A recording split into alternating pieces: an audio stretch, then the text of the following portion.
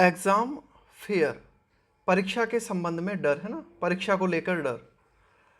The CBSE class 12 exam has been cancelled, कि CBSE की 12वीं की जो एग्ज़ाम है उनको कैंसिल कर दिया गया है। बट लेकिन the centre must act to secure education, लेकिन केंद्र सरकार को इस तरह से काम करना चाहिए कि जो एजुकेशन है वह बिल्कुल सुरक्षित रहे, है ना, to secure education.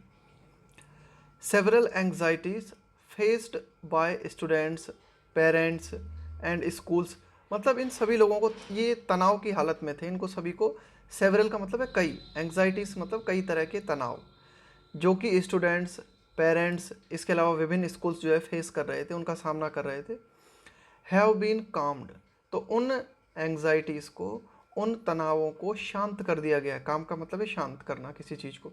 By the decision, अभी हाल ही में केंद्र सरकार के द्वारा डिसीजन लिया गया है और उस डिसीजन के माध्यम से ये जो स्टूडेंट्स हैं, पेरेंट्स हैं, स्कूल्स हैं, जिन तनावों का सामना कर रहे थे उन तनावों को शांत कर दिया गया है। क्या डिसीजन लिया गया है?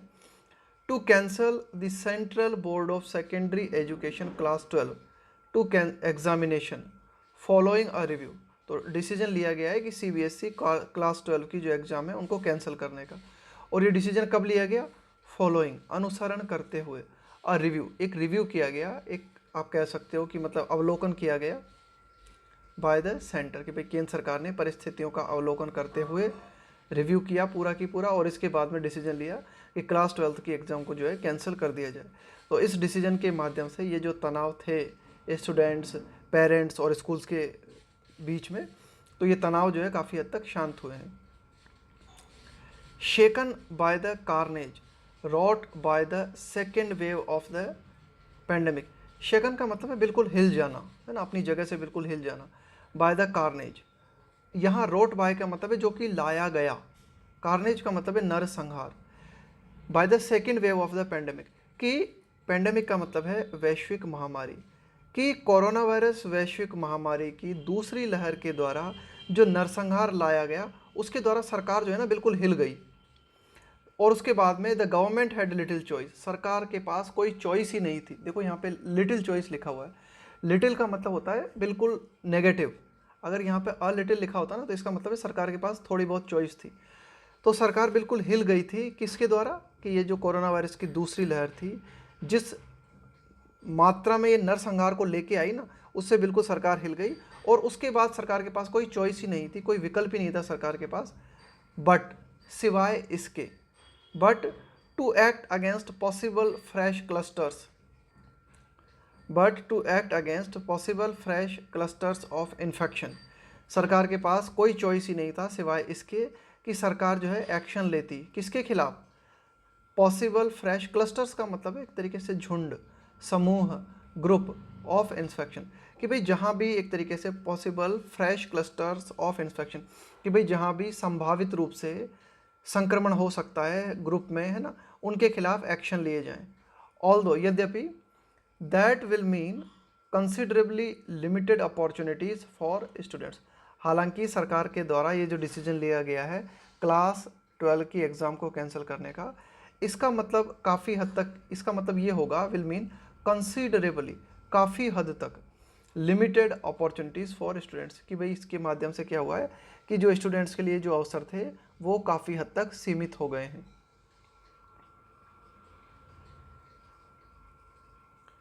होप्स फॉर प्रेडिक्टिबिलिटी इन 2021, देखो किसी भी चीज़ को प्रेडिक्ट करने का मतलब होता है किसी भी चीज़ के बारे में, मतलब किसी भी चीज़ के रिगार्डिंग कुछ कहना, भविष्य के बारे में, एक तरीके से भविष्यवाणी करना। होप्स मतलब कई तरह की आशाएं, for predictability in 2021 after the traumatic experience of students all through last year, traumatic का मतलब है सदमे से भरा हुआ, तो जो विभिन्न स्टूडेंट्स थे, है ना, उनका अनुभव जो था, है ना, ऑल थ्रू लास्ट ईयर, है ना, मतलब पूरे पिछले वर्ष स्टूडेंट्स का जो अनुभव था वो बहुत ही सदमे से भरा रहा, है ना। इसके बाद में उनको कुछ आशाएं थी कि भाई 2021 को लेकर, कि भाई कुछ एक तरीके से उनको कुछ आशाएं थी, तो वो जो आशाएं थी हैव बीन डैश्ड बाय, उन आशाओं को चकनाचूर कर दिया गया बाय द एमरजेंस, एमरजेंस का मतलब है उभरना, of the double mutant variant, variant का मतलब होता है वेरिएंट का मतलब होता है एक और प्रकार। म्यूटेंट का मतलब होता है परिवर्तित। म्यूटेंट वेरिएंट का मतलब हुआ कोरोना वायरस का परिवर्तित प्रकार, कोरोना वायरस का परिवर्तित रूप। Of the double mutant variant of the double mutant variant of the corona virus that has spread far and wide. Far and wide का मतलब होता है एवरीवेयर। तो एडिटोरियल यही कहता है कि भाई एक तरीके से जो 2021 को लेकर काफ़ी उम्मीदें थी, है ना, लेकिन काफ़ी उम्मीदें थी क्यों? क्योंकि जो पिछला साल रहा था स्टूडेंट्स के लिए, उस पिछले साल के दौरान स्टूडेंट्स जो है कोरोना वायरस को लेकर सदमे में रहे। लेकिन जो भी आशाएं थी स्टूडेंट्स की, उन सभी आशाओं को चकनाचूर कर दिया गया। डेस्ट का मतलब बिल्कुल चकनाचूर कर देना। किसके द्वारा? बाय द इमरजेंस, उभरना। किस चीज़ का उभरना? Of the double mutant variant, corona virus का एक नया परिवर्तित रूप हमें देखने को मिला 2021 में। दैट हैज स्प्रेड, और ये कोरोना वायरस का परिवर्तित रूप जो है फैल चुका है। कहाँ कहाँ फैल चुका है? फार एंड वाइड, एवरीवेयर, हर जगह फैल चुका है भारत में, because of super spreader events. और क्यों फैल गया ये कोरोना वायरस का जो वेरिएंट है, ये हर जगह फैल गया? क्यों फैल गया है? Because of super spreader events, ऐसी घटनाओं के चलते जो कि सुपर स्प्रेडर थी। देखो, सुपर स्प्रेडर इवेंट हम उसको बोलते हैं जहाँ पर भी, मतलब कोई भी ऐसा इवेंट जो कि भीड़ को इकट्ठा करने का कारण बनता है, उसको बोलते हैं सुपर स्प्रेडर इवेंट, है ना। कि भाई जैसे आप कहो कि कोई भी सभा होती है बड़े स्तर पे, है ना, लोग बाग इकट्ठे होते हैं किसी भी बड़े स्तर पे, तो उनको हम सुपर स्प्रेडर इवेंट्स कहते हैं। तो इन्हीं सुपर स्प्रेडर इवेंट्स के चलते कोरोना वायरस का जो परिवर्तित रूप है वह लगभग हर जगह फैल चुका है। और इस कोरोना वायरस के नए परिवर्तित रूप के उभरने के कारण स्टूडेंट्स की जो आशाएं थी 2021 को लेकर, वे चकनाचूर हो गई, चकनाचूर कर दी गई इस वायरस के द्वारा। The government and prime minister Narendra Modi were obviously anxious, कि भाई सरकार और प्राइम मिनिस्टर नरेंद्र मोदी दोनों की दोनों ही मतलब स्वाभाविक रूप से बिल्कुल एकदम स्पष्ट तरीके से चिंतित थे। टू बी सीन, उनको चिंता इस बात की थी सरकार को और प्राइम मिनिस्टर नरेंद्र मोदी को कि हमें देखा जाए। To be seen as acting decisively, भाई सरकार और प्राइम मिनिस्टर नरेंद्र मोदी ये चाहते थे कि सरकार को इस रूप में देखा जाए। प्राइम मिनिस्टर नरेंद्र मोदी ये चाहते थे कि भाई मुझे इस रूप में देखा जाए कि हम जो है काम कर रहे हैं। एज एक्टिंग डिसाइसिवली का मतलब है एक तरीके से बिल्कुल प्रतिबद्ध होके, है ना। डिसाइसिवली का मतलब होता है एकदम निर्णय लेना किसी चीज़ के बारे में, है ना, पूरा। As decisively on the examination questions. तो सरकार, या फिर आप कह सकते हो मिस्टर नरेंद्र मोदी जो है, वे स्वाभाविक रूप से वर ऑब्वियसली एंशियस, वे इस बात को लेकर चिंतित थे कि उन्हें इस रूप में देखा जाए कि वह बिल्कुल डिसाइसिवली, है ना, मतलब बहुत ही निर्णयात्मक रूप से एग्जामिनेशन का जो क्वेश्चन है इस पे काम कर रहे हैं। After a long phase of dithering in formulating a national response. After a long phase का मतलब है एक लंबी अवधि, है ना, एक लंबा चरण।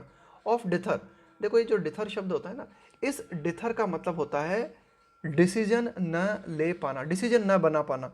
कि भाई आपको कुछ करना है, उस करने के बारे में आपको कुछ करना भी है, लेकिन उस करने के बारे में क्या करना है उसके बारे में आप जो है अपना डिसीजन न ले पाओ, तो उसको बोलते हैं डिथर। डिथरिंग इन फॉर्मुलेटिंग का मतलब है निर्मित कर पाना।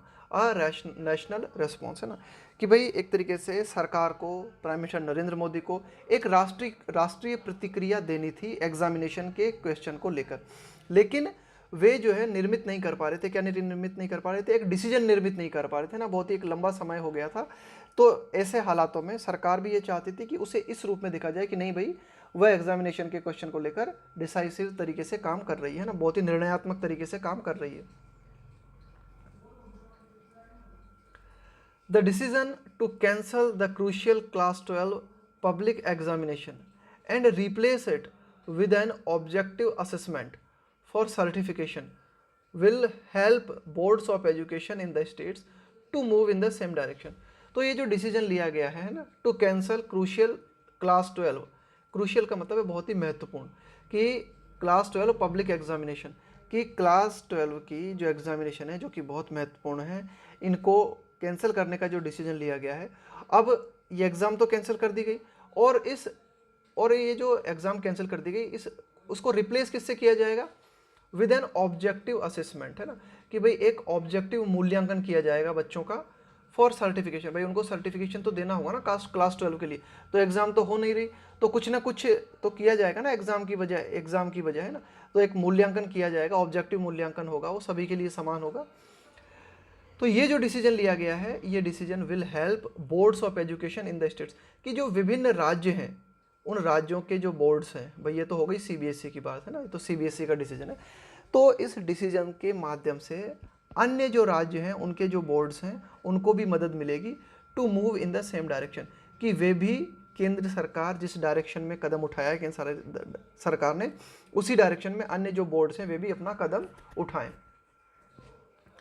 Some pointers to an assessment scheme can be found in the CBSE's submission to the Supreme Court last year। भाई ठीक है, अब एग्जाम नहीं होगी तो बच्चों का मूल्यांकन किस तरह से किया जाएगा ना, सम पॉइंटर्स है ना, कुछ एक तरीके से आप कह सकते हो कि कुछ इशारे हमें मिलते हैं टू एन असेसमेंट स्कीम, कि भाई एक आप कह सकते हो कि एक मूल्यांकन योजना, कि बच्चों का मूल्यांकन कैसे किया जाए, कि भाई ठीक है आप 12th का एग्ज़ाम नहीं कंडक्ट करा रहे हैं, तो फिर बच्चों को क्लास 12th का सर्टिफिकेट किस तरह से दिया जाएगा, उनका मूल्यांकन किस तरह से किया जाएगा। तो एक योजना जो है कैन बी फाउंड, वह मतलब देखी जा सकती है इन द सीबीएसई सबमिशन, कि भाई जो सीबीएसई है उसने इस बात को सबमिट किया था, उसने इस बात को पिछले साल सुप्रीम कोर्ट में रखा था। क्या बात को रखा था?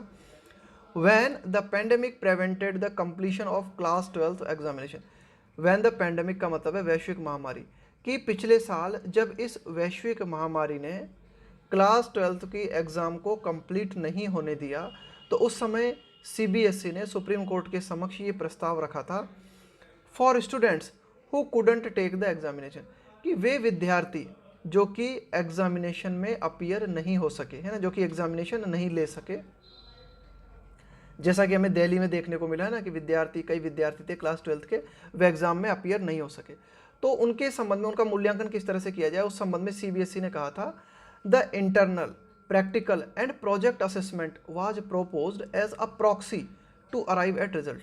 देखो प्रॉक्सी का मतलब क्या होता है, ये कल भी आया था ये वर्ड, है ना, तो इसी तरह से ध्यान रखा करो, डेली देखते रहा करो। देखो प्रॉक्सी का मतलब होता है जब किसी बात को किसी अन्य बात के मूल्यांकन के लिए आधार बनाया जाता है।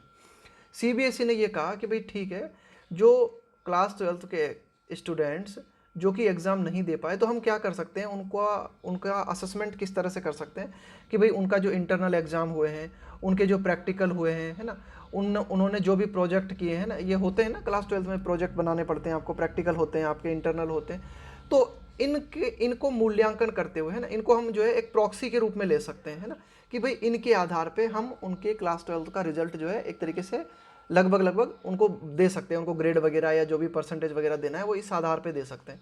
Was proposed as a proxy to arrive at results, तो ये सीबीएसई ने सुझाव दिया था कि भाई अगर इनकी एग्ज़ाम तो नहीं हो पाई, लेकिन इनको सर्टिफिकेशन देना है, तो सर्टिफिकेशन में इनको कितनी ग्रेड देनी है, कितनी परसेंट देनी है, वो हम इस आधार पर डिसाइड कर सकते हैं। इसलिए कहा गया है प्रॉक्सी। क्यों? क्योंकि एग्ज़ाम तो हो नहीं रही, लेकिन एग्ज़ाम का रिजल्ट आपको देना है, तो उसके लिए आप आधार बना सकते हो किसे, इंटरनल, प्रैक्टिकल और प्रोजेक्ट को, है ना, टू अराइव एट मतलब यहाँ पे पहुँचने के लिए, रिजल्ट तक पहुँचने के लिए विद एन ऑप्शन। इसके साथ ही साथ सीबीआई ने एक ऑप्शन भी रखा था टू इम्प्रूव परफॉर्मेंस, कि स्टूडेंट्स चाहें तो अपनी परफॉर्मेंस को सुधार सकते हैं एट अ सब्सिक्वेंट एग्जामिनेशन, कि भाई कोरोना वायरस के बाद में अगर स्थिति ठीक हो जाती है, सब्सिक्वेंट मतलब बाद में, तो बाद में एग्जाम के माध्यम से वे अपनी परफॉर्मेंस को सुधार सकते हैं ना, ये ऑप्शन भी रखा था। द बोर्ड सीबीएसई के लिए कहा गया है must now come up with का मतलब होता है कोई समाधान लेके आगे आना, अ मॉडल साइंटिफिक स्कीम। तो बोर्ड को अब क्या करना चाहिए, जो क्लास 12th के एग्ज़ाम जो एक तरीके से कैंसिल हुए हैं उसके लिए मतलब कोई एक वैज्ञानिक योजना लेके आगे आना चाहिए, है ना, मतलब the board must now come up with a model scientific scheme, कि भाई एक मॉडल के रूप में एक आदर्श वैज्ञानिक योजना के साथ में बोर्ड को आगे आना चाहिए। The decision to cancel the examination in 2021 may have resolved a prickly issue। prickly issue का मतलब है एक चुभता हुआ मुद्दा, है ना, बहुत ही मतलब ये जो परेशान कर रहा था मुद्दा, है ना, उसको कहा गया prickly issue। तो decision to cancel the examination in 2021, कि 2021 में क्लास 12 के जो स्टूडेंट्स हैं उनके लिए जो एग्ज़ाम कैंसिल करने का डिसीजन है, मे हैव रिजोल्व, हो सकता है इसने मतलब एक बहुत ही प्रॉब्लम से भरे हुए मुद्दे को सॉल्व कर दिया हो। देखो मैं, इसके बाद में हैव और इसके बाद में वर्ब की थर्ड फॉर्म। इसका मतलब होता है कि हो सकता है ऐसा हो गया हो, है ना। पास्ट के बारे में गैस किया जाता है इसके माध्यम से, मैं हैव वर्ब की थर्ड फॉर्म, कि भाई ये जो एक तरीके से प्रॉब्लम से भरा हुआ जो मुद्दा था एग्जाम के बारे में लेकर, जो डाउट्स थे, है ना, हो सकता है ये मुद्दा सॉल्व हो गया हो। But the question of national entrance examination, लेकिन ये जो सवाल है अभी भी हमारे सामने, क्या कि जो राष्ट्रीय एंट्रेंस एग्ज़ाम होती है ना, जैसे कि नीट की एग्ज़ाम होती है या फिर जी, है ना, आईआईटी की जो एग्ज़ाम होती है, नीड टू बी एड्रेस्ड, इनको समाधान किए जाने की ज़रूरत है। नीड टू बी एड्रेस्ड ना, अभी इनके क्वेश्चन बने हुए हैं कि भाई इनको, इनका क्या करें, कि भाई नीट एग्ज़ाम है, जी एग्ज़ाम है ना। इम्पोर्टेंटली भाई, और भी ज़्यादा जो इम्पोर्टेंट है बात वो ये, द सेंटर मस्ट रिकॉग्नाइज, कि केंद्र सरकार को जरूर इस बात को पहचानना चाहिए that major factors such as non availability of enough vaccine doses, कि भाई कुछ बड़े कारक हैं जैसे कि non availability of enough vaccine doses, कि वैक्सीन की जो डोज है उनकी पर्याप्त उपलब्धता न हो पाना। नॉन अवेलेबिलिटी का मतलब है पर्याप्त उपलब्धता न हो पाना, non availability of enough vaccine doses. इसके अलावा absence of a systematic vaccine coverage plan, absence का मतलब है इसका अभाव होना। किस चीज़ का अभाव है हमारे पास, कि एक सिस्टम नहीं है पूरा की पूरा, है ना, बिल्कुल एकदम व्यवस्थित तरीके से वैक्सीन कवरेज प्लान, एक व्यवस्थित वैक्सीन कवरेज प्लान का अभाव है। एंड पुअर अंडरस्टैंडिंग ऑफ, इसके अलावा इसकी भी समझ बहुत अच्छी नहीं है, of where virus variants are spreading, कि कोरोना वायरस के जो वेरिएंट्स हैं, कोरोना वायरस के जो परिवर्तित रूप हैं, वे कहाँ कहाँ फैल रहे हैं, इसकी भी हमारे पास सटीक जानकारी नहीं है। Contributed to the second wave, इन सब कारणों के चलते ही क्या हुआ, कोरोना वायरस की दूसरी लहर, कंट्रीब्यूटेड का मतलब है योगदान देना। तो ये जो कारण था, है ना, ये जो कारण थे ना हमारे पास, कौन कौन से कारण, कि भाई हमारे पास ये कारण थे कि वैक्सीन की जो डोजेस थी वे पर्याप्त रूप से उपलब्ध नहीं थी। इसके अलावा कि भाई ये जो हमारा वैक्सीनेशन प्रोग्राम है ना, इसके माध्यम से हम लोगों को किस तरह से कवर करेंगे, ये हमारा प्रोग्राम जो है व्यवस्थित नहीं था। इसके अलावा हमारे पास इसकी सटीक समझ नहीं थी कि ये जो वायरस के परिवर्तित रूप है ये कहाँ कहाँ फैल रहे हैं। तो इन कारणों ने योगदान दिया जिनके चलते कोरोना वायरस की दूसरी लहर आई। एंड में, और एडिटोरियल कहता है, और चांसेस बनते हैं, पॉसिबिलिटी बनती है, इनफैक्ट वास्तव में हम कह सकते हैं, इनफैक्ट कॉज अ थर्ड, कि एक तरीके से संभावना बनती है कि ये जो फैक्टर्स है ना कोरोना वायरस की तीसरी लहर का कारण भी बन सकते हैं, है ना। ये मैं आया यहाँ पे पॉसिबिलिटी के लिए, संभावना दिखाने के लिए। फॉर इंस्टेंस, उदाहरण के तौर पे अगर हम देखें, there is better comprehension in Britain, comprehension का मतलब होता है समझ, there is better comprehension in Britain, कि भाई जो ब्रिटेन की अगर हम बात करें तो वहाँ पे कोरोना वायरस को लेकर समझ बेहतर है। Of where the variant of concern, देखो वेरिएंट ऑफ कंसर्न का मतलब होता है कि भाई कोरोना वायरस का ऐसा रूप जो कि बहुत ही ज़्यादा चिंता का विषय है, जो कि बहुत ही ज़्यादा गंभीर रूप है। Initially isolated from India, initially मतलब प्रारंभ में, आइसोलेटेड का मतलब है पृथक होना, इनिशियली आइसोलेटेड फ्रॉम इंडिया। तो यही एडिटोरियल कहना चाह रहा है। देखो ये B.1.617.is, तो ये जो कोरोना वायरस का परिवर्तित रूप है जो कि प्रारंभ में, है ना, इसको प्रारंभ में क्या किया गया, इंडिया में इसको जो है पृथक रूप में देखा गया, है ना। तो ये जो वायरस का वेरिएंट रूप है ना, इसकी काफ़ी बेहतर समझ ब्रिटेन को है। तो ध्यान देना, for instance there is better comprehension in Britain of where the variant of concern is spreading in that country, कि भाई ये जो B.1.617.2 ये कहाँ कहाँ फैल रहा है ना ब्रिटेन में, है ना, इस इनकी उनको ठीक तरह से समझ है।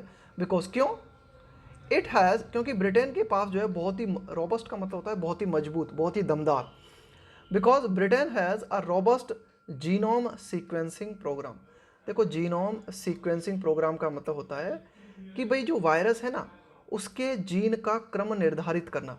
जैसे वायरस मिला आपको, अब इस वायरस के जो जीन हैं, है ना, उनका स्ट्रक्चर क्या है, क्या ये मतलब एक तरीके से जो प्रारंभ में कोरोना वायरस जो था, क्या उसका जो जीन स्ट्रक्चर था और अब ये जो परिवर्तित रूप हमारे सामने आया है, इनके जीन स्ट्रक्चर में कितनी विविधता है।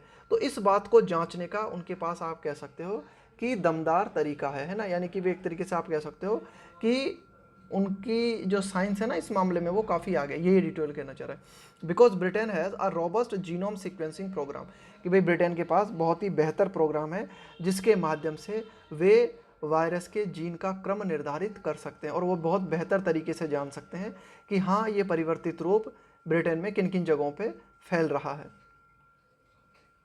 सच शार्प इंसाइट, कि भाई इस तरह की जो तीखी अंतर्दृष्टि होती है ना, टुगेदर विथ द, और इसके साथ में टुगेदर विथ, भाई एक तो इस तरह की अंतर्दृष्टि होना, वायरस की गहरी समझ होना, साथ में with the availability of free and wide spread testing, उपलब्धता, किस चीज़ की उपलब्धता, of free and wide spread testing, कि भाई एकदम मुफ्त उपलब्धता है किस चीज़ की, वाइड स्प्रेड का मतलब है व्यापक रूप से, है ना, कि भाई टेस्टिंग अगर आपको करवानी है तो वो बिल्कुल फ्री है और व्यापक रूप से उपलब्ध है। इज क्रूशियल, देखो ध्यान देना, सच शार्प इंसाइट। अब ये जो टुगेदर विथ लिखा हुआ है ना, तो इस टुगेदर विथ का मतलब है कि भाई मेन चीज़ जो है ना हमारी वो है sharp insight. Sharp insight is crucial, ये जो वाक्य है ना हमारा इस तरह से लिखा हुआ है, शार्प इंसाइट। अब ये तो जुड़ी हुई है इसके साथ में, टुगेदर विथ है ना, ये भी ऐड है इसके साथ में ना।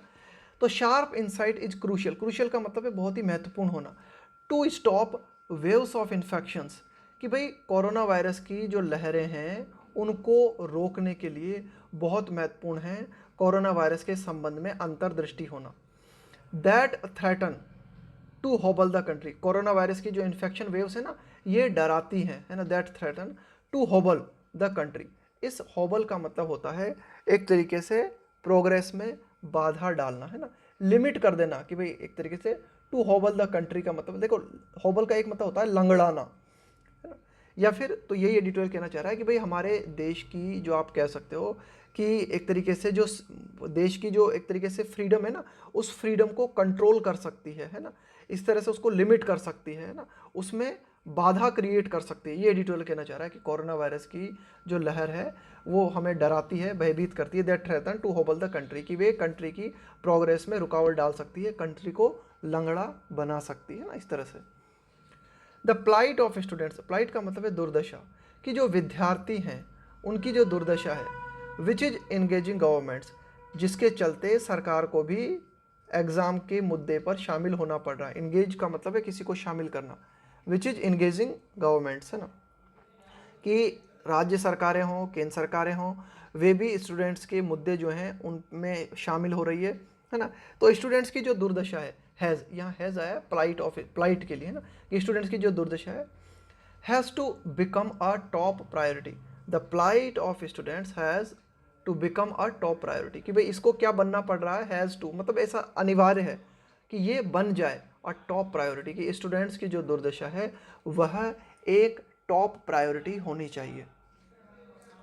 Singapore has just approved mRNA vaccine coverage for children 12 years and older, कि भाई सिंगापुर ने जो है इस बात को मंजूरी दे दी है, किस बात को मंजूरी दे दी है, mRNA वैक्सीन के माध्यम से बच्चे जो कि 12 वर्ष की उम्र के हैं या उससे ज़्यादा वर्ष की उम्र के हैं उनको कवर किया जाए।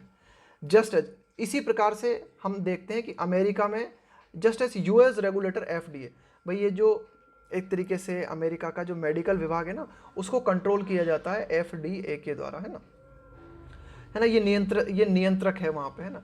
तो यूएस का जो FDA है उसने भी परमिशन दे दी है, हैज़, है ना, उसने भी ऐसा किया है, हैज़ फॉर, मतलब जैसा सिंगापुर ने किया है इसी तरह से यूएस ने भी हैज़ फॉर 12 to 15 ईयर्स, 12 से 15 वर्ष के जो बच्चे हैं उनके लिए वैक्सीन कवरेज प्लान की अनुमति अमेरिका में FDA ने दी है। Britain has thought of 100 extra tuition hours for schools from 2022। Britain का क्या प्लान है, ब्रिटेन ने क्या सोचा है, ऑफ 100 एक्स्ट्रा ट्यूशन आवर्स, है ना, कि भाई 100 अतिरिक्त ट्यूशन के घंटे जो है प्रोवाइड कराए जाएं, है ना, फॉर स्कूल्स फ्रॉम 2022, कि 2022 से स्कूल में 100 घंटे अतिरिक्त ट्यूशन के रूप में बच्चों को प्रोवाइड किए जाएं। There can not be an interminable wait, देखो इंटरमिनेबल का मतलब होता है अंतहीन, जिसका अंत ही न आए उसको बोलते हैं इंटरमिनेबल, है ना। तो यही एडिटोरियल कहना चाह रहा है कि there can not be an interminable wait for vaccine to trickle down. देखो इस ट्रिकल डाउन का मतलब होता है कि पहले कोई भी चीज़ जो है उसका प्रभाव उच्च स्तर पे देखने को मिलता है और फिर धीरे धीरे वो जो है निचले स्तर तक पहुंचती है, उसको बोलते हैं ट्रिकल डाउन। जैसे ये क्षेत्र है और बरसात हुई और बरसात होकर इस क्षेत्र में पानी भर गया, लेकिन धीरे धीरे ये पानी जो है ना रिश्ते रिश्ते रिश्ते रिश्ते रिश्ते रिश्ते है ना पूरी ज़मीन में पहुंच जाएगा, तो इसको बोलते हैं ट्रिकल डाउन। इसी तरह से क्या होता है, जैसे कोई योजना सरकार लेके आती है, उस योजना को क्या है ऊपर, जैसे क्या किया कि हमने एक योजना बनाई, उसको क्या किया यहाँ पे है ना कुछ लोगों पे लागू किया। अब उसके बाद में ये योजना के प्रभाव जो है धीरे धीरे जो है निम्नतम व्यक्ति तक पहुंचते हैं, गरीब लोगों तक पहुंचते हैं ना। कोई भी योजना जैसे आप लेके आए, वो क्या किया आपने लिमिटेड लोगों के लिए लेके आए, लेकिन धीरे धीरे उसको जो है आप क्या करते हो बढ़ाते बढ़ाते बिल्कुल लो लेवल तक ले जाते हो, उसके प्रभाव जो है धीरे धीरे हर जगह तक पहुंच जाते हैं। इसको कहा जाता है ट्रिकल डाउन। तो देखो जैसे कि क्या है कि एक और एग्जांपल से समझना है इस ट्रिकल डाउन इफेक्ट को, है ना। क्या होता है ट्रिकल डाउन इफेक्ट, जैसे कि नवोदय विद्यालय है ना, जवाहर नवोदय विद्यालय जो कि हमारे देश में काम कर रहे हैं, तो इसके माध्यम से सरकार ने क्या किया, सरकार ने सोचा कि भाई अर्थव्यवस्था को इम्प्रूव किया जाए। कैसे इम्प्रूव किया जाए कि कुछ जो बच्चे हैं, कुछ लिमिटेड बच्चे जो हैं बहुत ही ज़्यादा इंटेलिजेंट हैं, उनको परीक्षा के माध्यम से चुना जाए और इनको जो है बहुत ही ज़बरदस्त एजुकेशन दी जाए। अब इसके माध्यम से क्या होगा कि जब ये इनको अच्छी एजुकेशन मिलेगी तो ये जो है अच्छे सर्विसेज सेक्टर्स में जाएंगे और फाइनली इकोनॉमी में योगदान देंगे। तो इसके माध्यम से धीरे धीरे जो है इसका प्रभाव हमें देखने को मिलेगा पूरी कंट्री में, है ना। तो ये इसको बोलते हैं ट्रिकल डाउन इफेक्ट। का मतलब है कि एक ऊपर कोई चेंज किया जाता है, वो चेंज जो है धीरे धीरे रिश्ते हुए नीचे तक पहुंचता है। तो अब देखना इसका मतलब क्या हुआ कि there can not be an interminable wait. Editorial कहता है कि अंतहीन इंतजार नहीं हो सकता, कि भाई अब हम अंतहीन इंतजार नहीं कर सकते हैं ना for vaccines to trickle down to all, कि भाई वैक्सीन जो है धीरे धीरे सभी तक पहुँचे, है ना। इसके लिए अंतहीन इंतजार नहीं किया जा सकता। The centre must take responsibility, कि भाई केंद्र सरकार को इस बात की जिम्मेदारी लेनी चाहिए टू प्रोवाइड देम, कि वैक्सीन्स को प्रोवाइड कराया जाए, उपलब्ध कराया जाए टू एवरीवन, हर व्यक्ति को, इंक्लूडिंग स्टूडेंट्स, है ना। स्टूडेंट्स को भी इंक्लूड करते हुए एडिटोरियल कह रहा है कि भाई बहुत इंतजार हो गया, अब हम ये इंतजार नहीं कर सकते कि धीरे धीरे trickle down effect. Trickle down effect का मतलब है कि भाई पहले बुजुर्गों को दी जा रही है वैक्सीन, है ना, इसके बाद में इसके बाद में अन्य लोगों का नंबर आएगा, इसके बाद में स्टूडेंट्स का नंबर आएगा, इसके बाद में बच्चों का नंबर आएगा। तो इस तरह का इंटरमिनेबल वेट हम नहीं कर सकते। केंद्र सरकार को ये जिम्मेदारी लेनी चाहिए कि वैक्सीन प्रत्येक व्यक्ति को उपलब्ध कराया जाए और उन प्रत्येक व्यक्ति में स्टूडेंट्स भी शामिल हैं।